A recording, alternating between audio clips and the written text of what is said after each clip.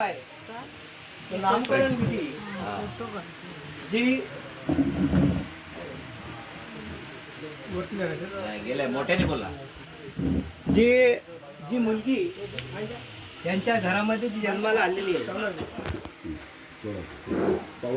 ती आता 1 वर्षाची झाली आहे.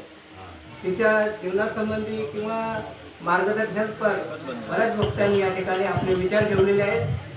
मी तेच रिपीट करत नाही, परंतु जो आजचा जो विधी आहे तो जो पालन पोषण जे आई वडील करतात, त्याचे देखभाल जे आई वडील करतात, त्यांना त्या मुलीचं कसं घडवायचं जीवन त्या आई वडिलांच्या हातात आहे. जसा कुंभार आपल्या मातीच्या मडक्याला आकार देतो, त्याप्रमाणे या मुलावर जे संस्कार तुम्ही टाकणार आहात त्या संस्काराने ते घडत जाणार आहे.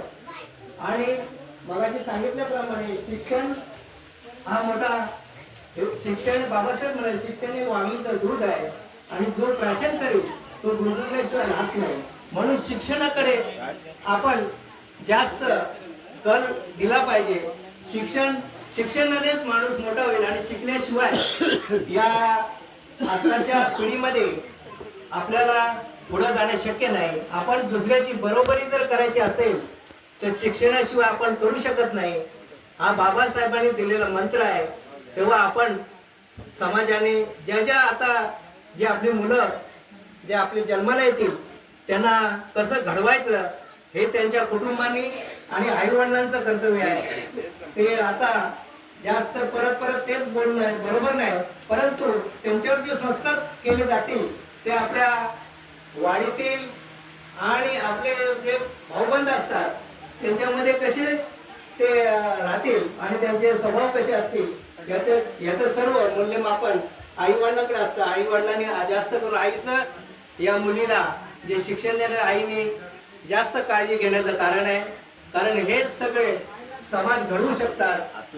सावित्रीबाई आणि रमाई यांनी सुद्धा या समाजाला आदर्श दिलाय आणि ह्या समाजातूनच रमाई आणि सावित्री निर्माण झाल्या पाहिजे असं मला वाटतं.